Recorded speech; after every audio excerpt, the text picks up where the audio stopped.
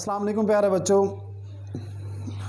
Actually हमने देखा था कैपेसिटर के बारे में पढ़ा था, तो आज उसकी एप्लीकेशन करने जा रहे हैं कि कैपेसिटर कहाँ का इस्तेमाल कर सकते हैं और किस तरह वो काम करता है, ये इंशाल्लाह आज हम देखेंगे। तो एक्चुअली कैपेसिटर की काफ़ी सारी शेप होती हैं।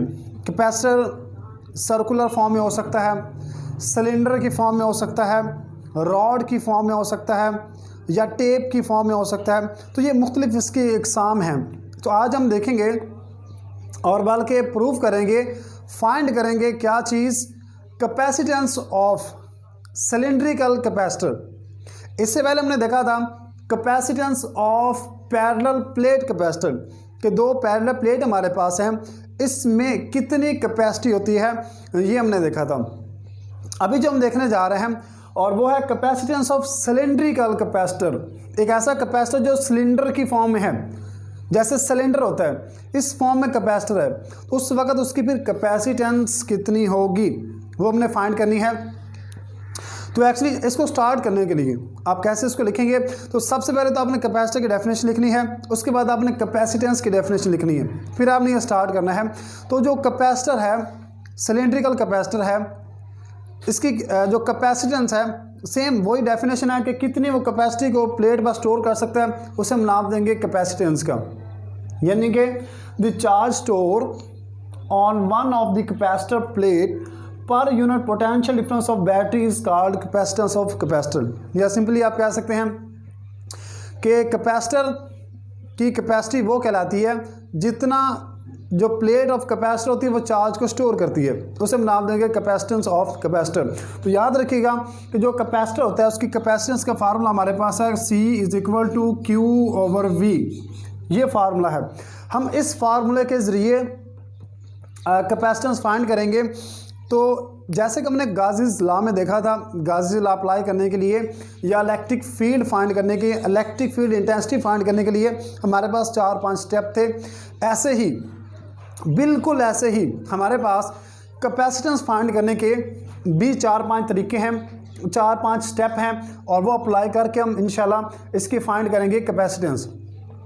तो जो पहला मेथड है, यानी कि पहला जो इसका स्टेप है वो क्या है कि सबसे पहले हमने क्या करना है, जो हमारे पास सिलेंड्रिकल कैपेसिटर है उसकी गाशियन सरफेस फाइंड करनी है।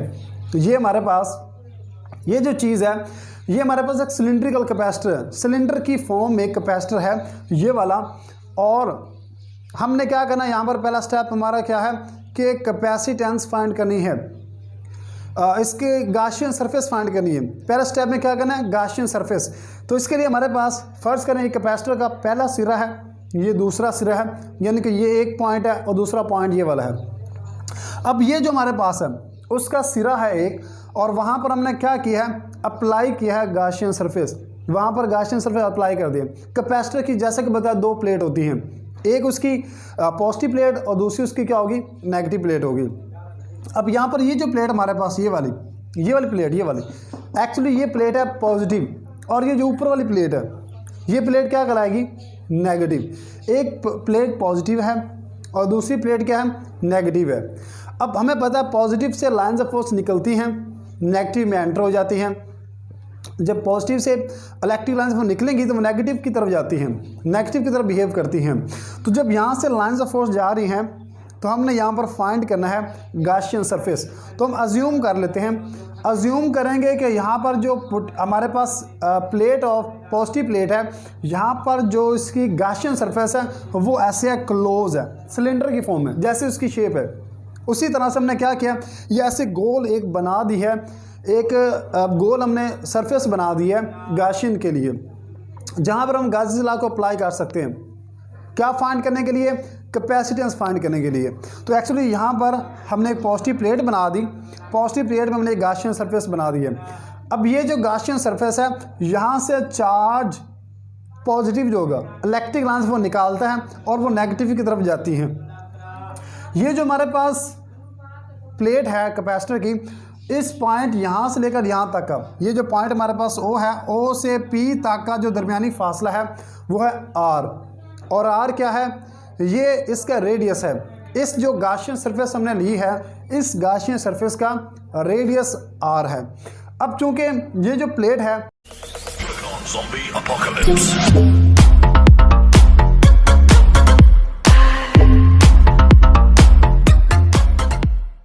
ये जो गॉसियन सरफेस है इसका रेडियस है स्मॉल आर, ओ से पॉइंट पी तक जो रेडियस है वो है स्मॉल आर। अब इसका जो पहला स्टेप है, फर्स्ट स्टेप में हमने क्या करना है, फाइंड करना है फ्लक्स, फर्स्ट स्टेप में हमने फाइंड करनी इसकी गॉसियन सरफेस। तो पहले स्टेप में हमारे पास क्या है, गॉसियन सरफेस है, और गॉसियन सरफेस किसके बराबर होती है, गॉसियन सरफेस एक्चुअली क्या है, गाउस लॉ अप्लाई करने के लिए हम जो इस्तेमाल करते हैं सरफेस को, उस सरफेस को नाम देते हैं गॉसियन सरफेस का। गॉसियन सरफेस यहाँ पर सर्कुलर फॉर्म है, जैसे सिलेंडर है उस फॉर्म में हमारे पास गॉसियन सरफेस है। अब ये जो गॉसियन सरफेस है इसका रेडियस है आर, और ये होती क्या है, इमेजिनरी क्लोज सरफेस है। गॉसियन सरफेस इज इमेजिनरी, ये हमारे पास है इमेजिनरी क्लोज्ड सरफेस है, जहाँ पर हम क्या कह सकते हैं, वेयर द गाउस लॉ, जहाँ पर हम गाउस लॉ को अप्लाई कर सकते हैं, गाउस लॉ अप्लाइड, जहाँ पर अप्लाई कर सकते हैं गाउस लॉ, उसे हम नाम देते हैं गॉसियन सरफेस का। ये इसका पहला स्टेप था, ये था हमारे पास इसका पहला स्टेप। सेकंड स्टेप में हमने देखना है फ्लक्स फाइंड करना है कि यहाँ पर फ्लक्स कितना होगा। फ्लक्स फाइंड करेंगे, आसान शब्दों में हमने फाइंड करना है फाई ई फाइंड करना है। तो फ्लक्स फाइंड करने के लिए फाई ई हमने फाइंड करना है। तो हमें पता है फ्लक्स के लिए, तो फ्लक्स हमने फाइंड करना है, क्योंकि हमने गाउस लॉ के लिए गॉसियन सरफेस फाइंड कर ली थी। अब हमने देखना है कि फ्लक्स किसके बराबर होगा। तो जो फ्लक्स होता है इसको फाइंड करने के लिए हमारे पास तीन सरफेस हैं, एक ये वाली सरफेस है, एक ये वाली सरफेस है, और एक ये कर्व सरफेस है। जैसे हमारे पास फर्ज करिए एक सिलेंडर है, ये सिलेंडर की एक सरफेस ये वाली है, एक सरफेस नीचे वाली है, और दूसरी सरफेस यहाँ पर कर्व है, एक ऊपर वाली सरफेस, एक नीचे वाला सरफेस, और एक ये जो कर्व सरफेस होती है साइडों वाली कर्व सरफेस। तीन तरह की सरफेस हैं। तीन सरफेस के लिए हमने फाइंड करना है फ्लक्स। पहले ऊपर वाली सरफेस, और ये नीचे वाला सरफेस, और फिर हमारे पास ये क्या है, कर्व सरफेस है। एक्चुअली यहाँ पर जो चार्ज है, जैसे ये एक प्लेट हमारे पास पॉजिटिव है और ये प्लेट हमारे पास नेगेटिव है, तो पॉजिटिव चार्ज पर यहाँ पर जो चार्ज होता है उसकी लाइन्स ऑफ फोर्स क्या होंगी, ऐसे बाहर की तरफ निकल रही होंगी। ठीक है, तो ये जो हमारे पास ये जो सिलेंडर का ये वाला हिस्सा है, यहाँ पर चार्ज हमारे पास है ये वाला, ये प्लेट फर्ज करें पॉजिटिव प्लेट है, जैसे ये हमारे पास पॉजिटिव प्लेट है सिलेंडर के फॉर्म, जैसे ये सिलेंडर के फॉर्म में है। तो एक्चुअली ये जो इसका हिस्सा ये वाला, ये फर्स्ट है, ये सेकंड है, और ये कर्व सरफेस है। हम ये वाला हिस्सा देखते हैं, ये वाला जो हिस्सा होगा, एक्चुअली ये वाला जो हिस्सा हमारे पास है इसका जो एरिया है वो क्या है, इसके परपेंडिकुलर, इसका परपेंडिकुलर ऐसे एरिया इस तरफ है, एरिया इसका इस तरफ है। यहाँ पर चार्ज क्या ऊपर की तरफ है, चार्ज यहाँ पर इसको ऐसे चार्ज मौजूद है, और चार्ज की इलेक्ट्रिक लाइन फोर्स ये वाली है, इलेक्ट्रिक लाइन फोर्स ये वाली है, ये चार्ज की इलेक्ट्रिक लाइन फोर्स है, और इसका एरिया इस तरफ है। एंगल कितना बन रहा है, ये चार्ज होगा, ये इसका एरिया है, ये इसका एरिया है, ये चार्ज है, तो एंगल कितना बन रहा है, यानी कि चार्ज की इलेक्ट्रिक लाइन फोर्स ये वाली है, ये चार्ज की इलेक्ट्रिक लाइन फोर्स है, और ये इसका एरिया है, उसकी डायरेक्शन ये वाली है। तो फिर एंगल कितना बनेगा, 90 का। तो हमें पता है फ्लक्स बराबर होता है, flux is equal to E dot D A. ये हमारे पास क्या है, फ्लक्स का फार्मूला है। इसको ओपन करें तो ये आ जाएगा E D A cos theta. ठीक है, ये हमारे पास क्या आ गया, E D A cos theta आ चुका है। अब यहाँ पर तीनों के लिए हमने अप्लाई करना है, तीनों सरफेस के लिए। तो तीनों सरफेस के लिए हम ये अप्लाई करेंगे वाला formula E D A cos theta, तीनों के लिए। जो हमारे पास अपर सरफेस होगी ये वाली और ये तीनों के लिए अप्लाई करेंगे। तो सबसे पहले इस देखते हैं कि जो हमारे पास अपर सरफेस है, फॉर अपर सरफेस के लिए कितना कैसे फाइंड करेंगे।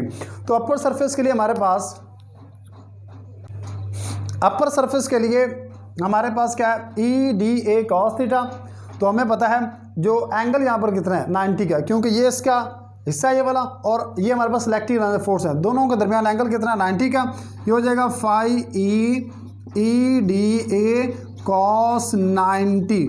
और कॉस 90 किसके बराबर होता है, कॉस 90 बराबर होता है किसके, 0 के। cos 90 0 है, तो यहाँ पर सारा क्या हो जाएगा, एक्चुअली आ जाएगा phi E is equal to E D A multiply by 0, तो ये फाई ई ये बराबर आ जाएगा ई और ये 0 मल्टीप्लाई होगा, सारा क्या हो जाएगा 0 के बराबर आ जाएगा।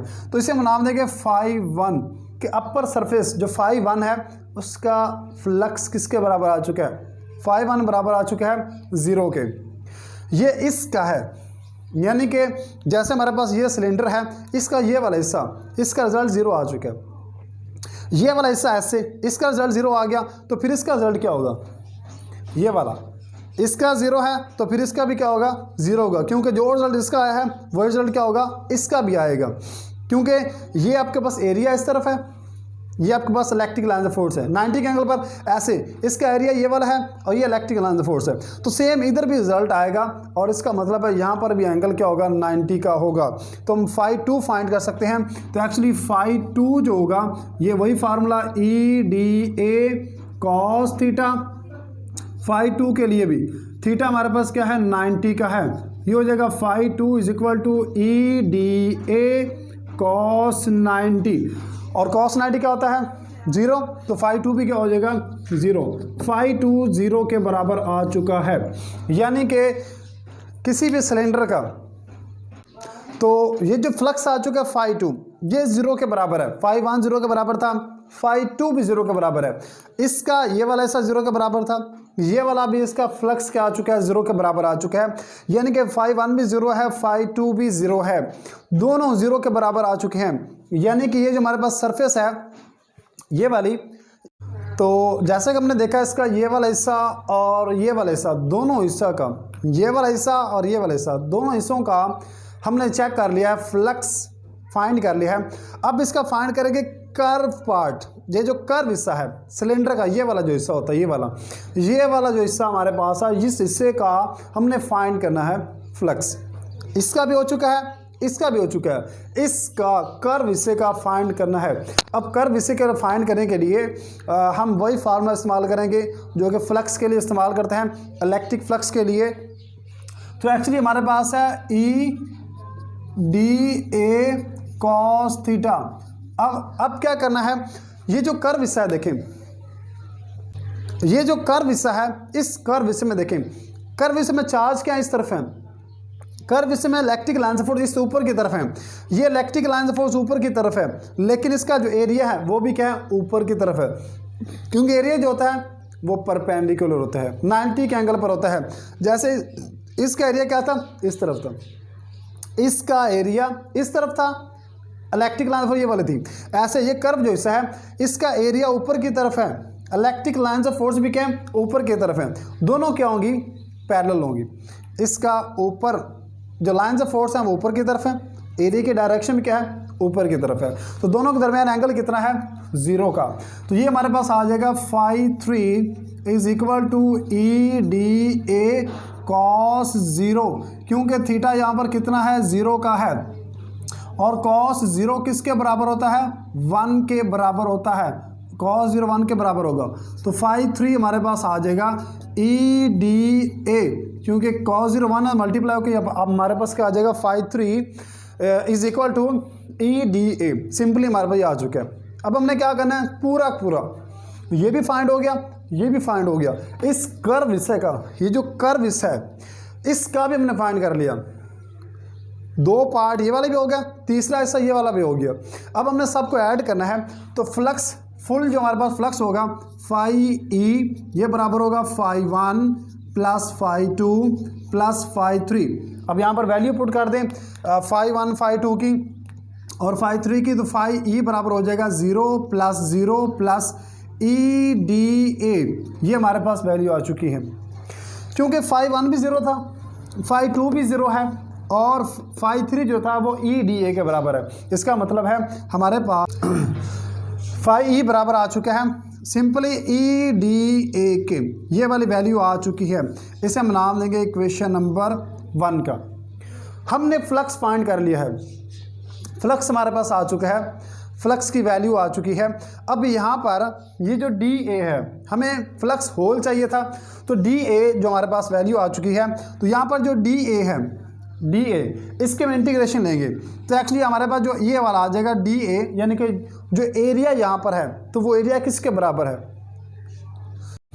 तो फाई ई बराबर आ चुका है ई डी ए के। अब इसकी इंटीग्रेशन लेंगे तो एक्चुअली इसकी इंटीग्रेशन जो होगी वो बराबर होगी phi E is equal to, E तो कांस्टेंट है और सिर्फ इसका हमारे पास आएगा, और जो डी ए होता है ये बराबर किसके होगा, ये एक्चुअली बराबर हो जाएगा डी ए, इसका हमारे पास चूँकि सर्कुलर है, सर्कुलर की फॉर्म में है, इसका जो एरिया होगा ये बराबर होता है 2 पाई आर एल के। किसी भी सर्कुलर का या सिलेंडर का जो एरिया होता है वो इसके बराबर होता है। जो सिलेंडर हमारे पास है इसका टोटली सारे का सारा का जो एरिया होता है वो एक्चुअली बराबर होगा 2 पाई आर एल के।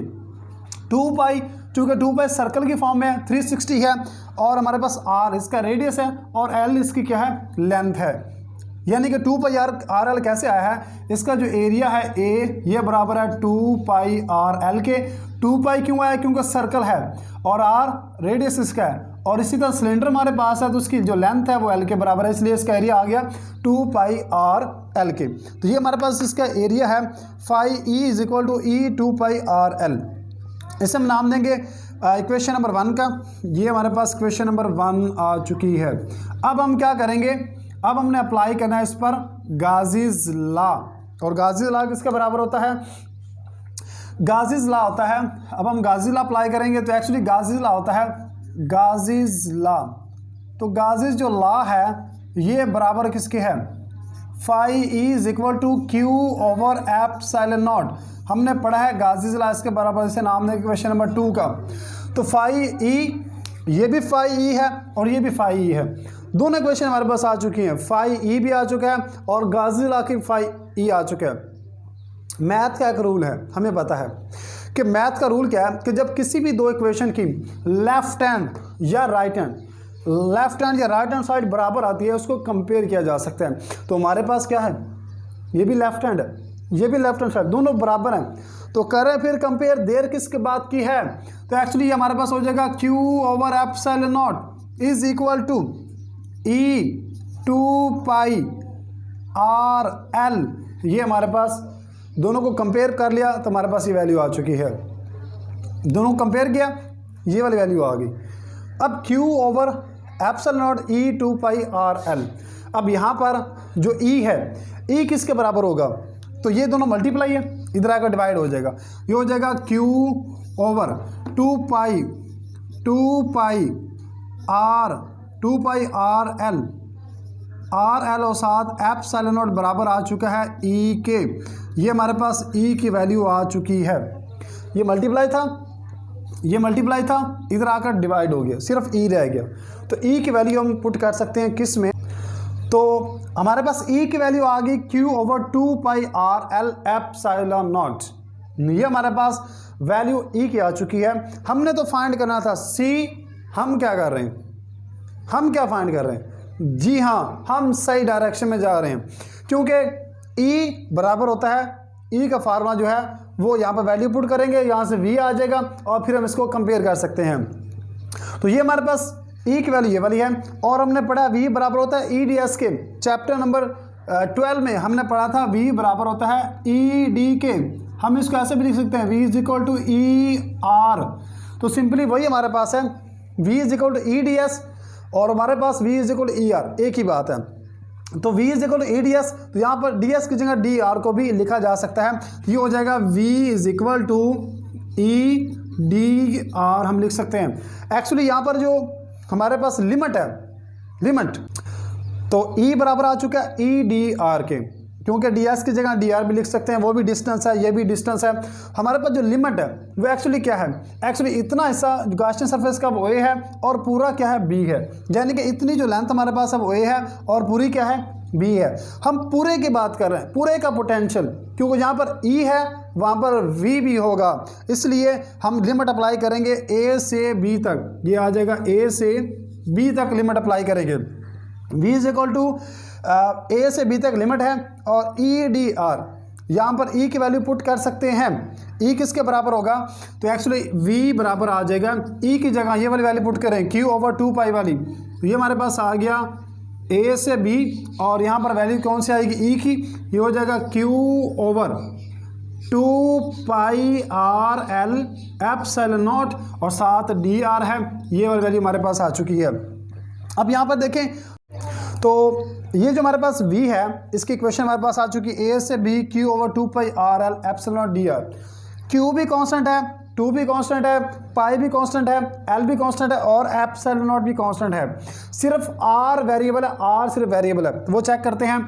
तो v इज इक्वल टू, ये हमारे पास q कांस्टेंट है, बाहर आ गया, 2 कांस्टेंट था, पाई कांस्टेंट था, एप्सिलॉन कांस्टेंट है, और l हमारे पास क्या है, कांस्टेंट है। सिर्फ और सिर्फ वेरिएबल क्या है, ये है हमारे पास डी आर ओवर आर, क्योंकि r हमारे पास नीचे है, सिर्फ ये वेरिएबल है, क्योंकि ये चेंज हो रहा है, कम हो रहा है या ज़्यादा हो रहा है, ये सिर्फ वेरिएबल है। तो लिमिट है हमारे पास a से b तक, r वेरिएबल है, r के वेरिएबल होने की वजह से a और b हमारे पास लिमिट है। तो v हमारे पास आ चुका है q over 2π epsilon l D R over r a से b। a से b क्या है, इतना a था, इतना b है, इतना a था, इतना b है, इतना a था और इतना b है। तो l हमारे पास चूंकि लेंथ है तो ये कांस्टेंट है, यहाँ से यहाँ तक, यहाँ से लेकर यहाँ तक हमारे पास l है, और ये कांस्टेंट, ये चेंज नहीं हो रहा है। सिर्फ ये चीज़ चेंज हो सकती है, कम या ज़्यादा हो सकती है। और a भी हमने फाइंड किया, a और b हमारे पास a है और ये हमारे पास था b। अब देखें सिर्फ इन पूरी रकम में से ये चीज़ क्या है, वेरिएबल है, r सिर्फ वेरिएबल है। जब r वेरिएबल है इसका हम इंटीग्रेशन ले सकते हैं, और ये इंटीग्रेशन किसके बराबर आएगी, v is equal to q over 2π epsilon naught l, और इंटीग्रेशन हमारे पास इसकी आ जाएगी 1 over r into D R. अब हम इसकी इंटीग्रेशन लेंगे a से b तक, तो a से b तक इंटीग्रेशन क्या हो जाएगी, v is equal to q over 2π epsilon l, इसकी इंटीग्रेशन हमारे पास आ जाएगी ln r a से b। तो ln r हमारे पास आ जाएगा, क्योंकि 1 ओवर में है तो ln r आ जाएगा। अब इसकी लिमिट यहाँ पर अप्लाई करते हैं, तो एक्चुअली r की जगह हमने क्या पुट करना है, a और b, तो v आ जाएगा q over 2π epsilon naught l, और ये हो जाएगा ln b minus ln a। ये हमारे पास वैल्यू आ चुकी है, v is equal to q over 2π epsilon naught l ln b minus ln a, ये वैल्यू आ चुकी है।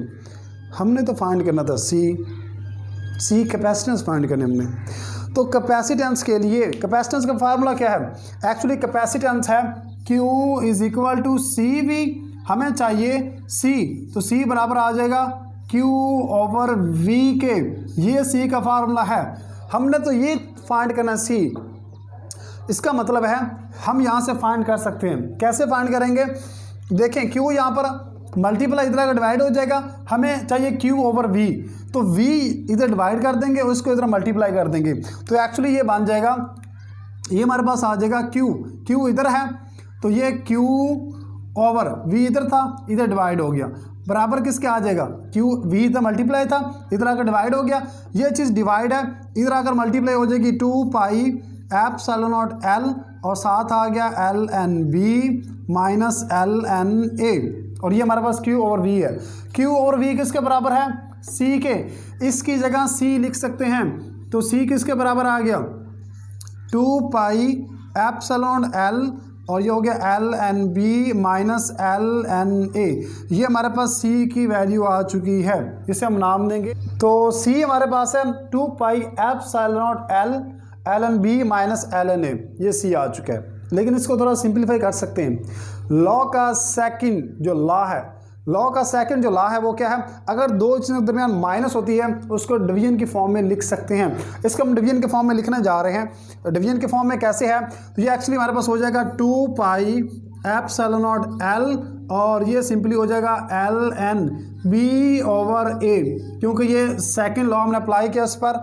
सेकंड लॉ किसका, सेकंड लॉ हमने अप्लाई किया है, किस चीज़ का, second law of logarithm, law का सेकंड लॉ अप्लाई किया, 2π epsilon l ln b over a। तो ये हमारे पास वैल्यू किसकी आ चुकी है, ये हमारे पास C की वैल्यू आ चुकी है। कैपेसिटेंस इसके बराबर है सी की वैल्यू आ चुकी है 2 pi epsilon L into L N B over A, और यही था हमारे पास कैपेसिटेंस ऑफ किसकी कैपेसिटी। तो एक्चुअली हमारे पास ये मल्टीप्लाई था, ये डिवाइड था, जो डिवाइड था वो इधर मल्टीप्लाई हो गया, और जो मल्टीप्लाई था वो इधर आकर क्या हो जाएगा डिवाइड। वी मल्टीप्लाई था, इधर आकर डिवाइड हो गया, क्यू ओवर वी हो गया। ये चीज़ डिवाइड थी, इधर मल्टीप्लाई होगी, और ये चीज़ मल्टीप्लाई थी, इधर आकर डिवाइड होगी। सी बराबर आ गया इसके। अब हमने सेकंड लॉ को अप्लाई किया है, तो L N B minus L N A बराबर आ जाएगा L N B over A. ये सी की वैल्यू आ चुकी है। और किसी भी सिलेंड्रिकल कैपेसिटर, जो कैपेसिटर सिलेंडर की फॉर्म में होते हैं, उसकी जो कैपेसिटेंस होती है वो बराबर होती है 2 pi epsilon naught L over L N into B over A, इसके बराबर होती है। ये था हमारा आज का टारगेट, जिसमें हमने सीखा कि किसी भी कैपेसिटर की जो कैपेसिटेंस होती है, जो कि कैपेसिटर की काफ़ी सारी शेप होती हैं। कैपेसिटर सर्कुलर फॉर्म में हो सकता है, सिलेंडर की फॉर्म में हो सकता है, रॉड की फॉर्म में हो सकता है, या टेप की फॉर्म में हो सकता है। तो ये मुख्तलिफ इसकी इकसाम हैं। तो आज हम देखेंगे और बल्कि प्रूफ करेंगे, फाइंड करेंगे क्या चीज़, कैपेसिटेंस ऑफ सिलेंड्रिकल कैपेसिटर। इससे पहले हमने देखा था capacitance of parallel plate capacitor, कि दो पैरेलल प्लेट हमारे पास हैं, इसमें कितनी कैपेसिटी होती है, ये हमने देखा था। अभी जो हम देखने जा रहे हैं और वो है कैपेसिटेंस ऑफ सिलेंड्रिकल कैपेसिटर। एक ऐसा कैपेसिटर जो सिलेंडर की फॉर्म में है, जैसे सिलेंडर होता है इस फॉर्म में कैपेसिटर है, तो उस वक्त उसकी फिर कैपेसिटेंस कितनी होगी वो हमने फाइंड करनी है। तो एक्चुअली इसको स्टार्ट करने के लिए आप कैसे इसको लिखेंगे, तो सबसे पहले तो आपने कैपेसिटर की डेफिनेशन लिखनी है, उसके बाद आपने कैपेसिटेंस की डेफिनेशन लिखनी है, फिर आपने ये स्टार्ट करना है। तो जो कैपेसिटर है, सिलेंड्रिकल कैपेसिटर है, इसकी जो कैपेसिटेंस है सेम वही डेफिनेशन है कि कितनी वो कैपेसिटी को प्लेट पर स्टोर कर सकता है, उसे हम नाम देंगे कैपेसिटेंस का। यानी कि the charge store on one of the capacitor plate per unit potential difference of battery is called capacitance of capacitor. या सिंपली आप कह सकते हैं कि कैपेसिटर की कैपेसिटी वो कहलाती है जितना जो प्लेट ऑफ कैपेसिटर होती है वो चार्ज को स्टोर करती है, उसे हम नाम देंगे कैपेसिटेंस ऑफ कैपेसिटर। तो याद रखिएगा कि जो कैपेसिटर होता है उसकी कैपेसिटेंस का फार्मूला हमारे पास है C is equal to Q over V। ये फार्मूला है। हम इस फार्मूले के ज़रिए कैपेसिटेंस फाइंड करेंगे। तो जैसे कि हमने गाज़ीज़ लॉ में देखा था, गाज़ीज़ लॉ अप्लाई करने के लिए या इलेक्ट्रिक फील्ड फाइंड करने के, इलेक्ट्रिक फील्ड इंटेंसिटी फाइंड करने के लिए हमारे पास 4-5 स्टेप थे। ऐसे ही, बिल्कुल ऐसे ही हमारे पास कैपेसिटेंस फाइंड करने के भी 4-5 तरीके हैं, 4-5 स्टेप हैं, और वो अप्लाई करके हम इंशाल्लाह इसकी फाइंड करेंगे कैपेसिटेंस। तो जो पहला मेथड है, यानी कि पहला जो इसका स्टेप है वो क्या है कि सबसे पहले हमने क्या करना है, जो हमारे पास सिलेंड्रिकल कैपेसिटर है उसकी गाशियन सरफेस फाइंड करनी है। तो ये हमारे पास ये जो चीज़ है, ये हमारे पास एक सिलेंड्रिकल कैपेसिटर है, सिलेंडर की फॉर्म में कैपेसिटर है ये वाला। और हमने क्या करना है, यहाँ पर पहला स्टेप हमारा क्या है कि कैपेसिटेंस फाइंड करनी है, इसके गाशियन सरफेस फाइंड करनी है। पहला स्टेप में क्या करना है, गाशियन सरफेस। तो इसके लिए हमारे पास फर्ज करें कैपेसिटर का पहला सिरा है, ये दूसरा सिरा है, यानी कि ये एक पॉइंट है और दूसरा पॉइंट ये वाला है। अब ये जो हमारे पास है उसका सिरा है एक, और वहाँ पर हमने क्या किया है, अप्लाई किया है गाशियन सरफेस, वहाँ पर गाशियन सरफेस अप्लाई कर दिया। कैपेसिटर की जैसे कि बताया 2 प्लेट होती हैं, एक उसकी पॉजिटिव प्लेट और दूसरी उसकी क्या होगी, नेगेटिव प्लेट होगी। अब यहाँ पर ये जो प्लेट हमारे पास ये वाली प्लेट, ये वाली एक्चुअली ये प्लेट है पॉजिटिव, और ये जो ऊपर वाली प्लेट है ये प्लेट क्या कहलाएगी, नेगेटिव। एक प्लेट पॉजिटिव है और दूसरी प्लेट क्या है, नेगेटिव है। अब हमें पता है पॉजिटिव से लाइन्स ऑफ फोर्स निकलती हैं, नेगेटिव में एंटर हो जाती हैं। जब पॉजिटिव से इलेक्ट्रिक लाइन्स निकलेंगी तो वो नेगेटिव की तरफ जाती हैं, नेगेटिव की तरफ बिहेव करती हैं। तो जब यहाँ से लाइन्स ऑफ फोर्स जा रही हैं तो हमने यहाँ पर फाइंड करना है गाशियन सरफेस। तो हम अज्यूम कर लेते हैं, अज्यूम करेंगे कि यहाँ पर जो हमारे पास प्लेट ऑफ पॉजिटिव प्लेट है, यहाँ पर जो इसकी गाशियन सरफेस है वो ऐसे है, क्लोज है, सिलेंडर की फॉर्म में जैसे उसकी शेप है। उसी तरह से हमने क्या किया, ये ऐसे गोल एक बना दी है, एक गोल हमने सरफेस बना दी है गाशियन के लिए, जहाँ पर हम गाज़ी लॉ को अप्लाई कर सकते हैं। क्या फाइंड करने के लिए? कैपेसिटेंस फाइंड करने के लिए। तो एक्चुअली यहाँ पर हमने एक पॉजिटिव प्लेट बना दी, पॉजिटिव प्लेट में हमने एक गाशियन सरफेस बना दी है। अब ये जो गाशियन सरफेस है, यहाँ से चार्ज पॉजिटिव जो होगा इलेक्ट्रिक लाइंस वो निकालता है और वो नेगेटिव की तरफ जाती हैं।